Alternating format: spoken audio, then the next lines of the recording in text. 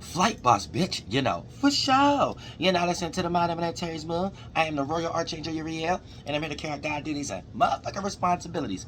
And this is for all my Cancers, INFJs out there. Now, you know, us INFJs, I'm an Aries to be for myself. We all zodiacs went through the same situation, right? Not being validated negative or positive to know if you're doing something good or bad. So you develop this new energy, this new vibe, this new emotion. Now, you being a fallen angel, yours going to be through the expression only this time. You know, we're not none of these things.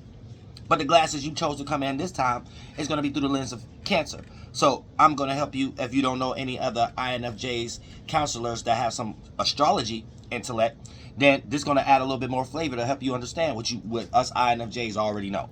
So I ain't teaching you nothing. I'm only reminding you what you already know. We got to be here for each other, for we could change the world in our own perspective. And any humans that we change, that we all bring to, that we all did on our own mission, when we come at the round table, then we connect and understand what to do with these humans and things of that nature. So for the most part, here's a look.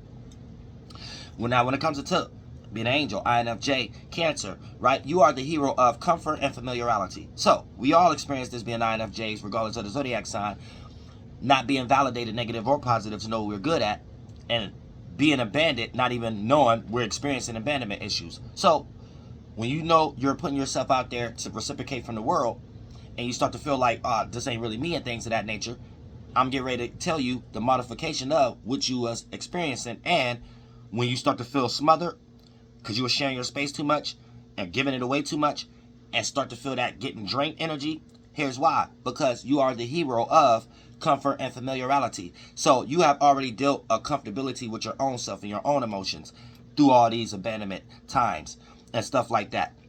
You know, us INFJs don't have no issue because we got this light, so we don't have no issue with getting popularity. Our issue is it's going to be done right, and we don't know why we're being used. So we end up being misused, and that door slam circumstance end up happening, that blow up, where we always end up in a situation where we're showing a person our power and we are perceived as negative, which we already know we was going to be seen like that in the first place. So just the whole situation to play out like that as an outcome hurts us more than anything in that nature, you know. And it's what people don't understand from us when we're adding on to interests, family members, and friends that we see potential in, but may not necessarily know how much we're giving ourselves to them based upon we live up here, not down here. We live in the frequency vibration of where the atmosphere and the sun is at. Everybody else live in a frequency vibration of how that accumulates and condenses down here. So that's societal and statistics and stuff. We're up here looking at the order of it and the pattern of it. So coming from that perspective, a person who's in survival mode, a regular human, only know how to conduct their security based on this template. When we base our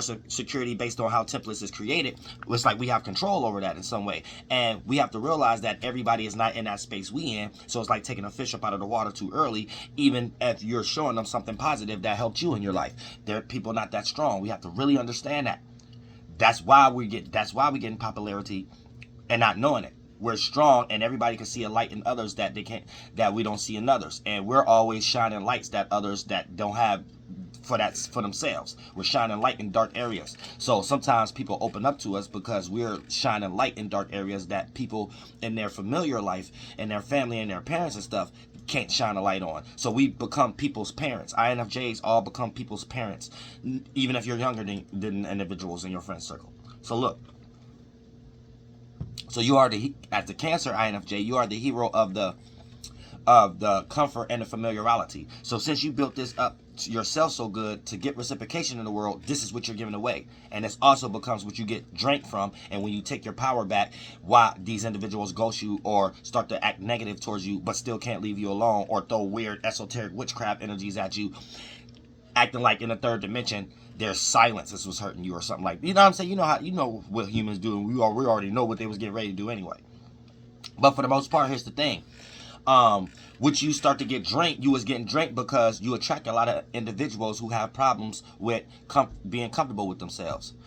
People who are frustrated being alone or need to be on the phone 24/7, or even if they are aloners, they're a loner because they're uncomfortable with themselves and they're uncomfortable with others, or how others may see them. Once they meet you as the INFJ, especially the Cancer one, you know what I'm saying, you automatically show this person that, oh, I actually found somebody I can feel comfortable around. Oh, this person represents something familiar inside of me.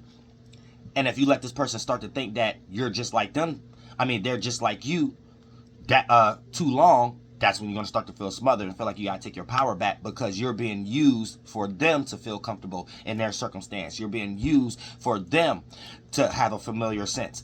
And they might have you doing a lot of things you don't even want to do and things of that nature. And then when you start to express, okay, but this is what makes me feel comfortable. Okay, this is what I like to do. This was familiar to me. They start looking at you like a demon. They start looking at you like, what is this? What is that? I don't know. Who is this person? Oh, you the devil.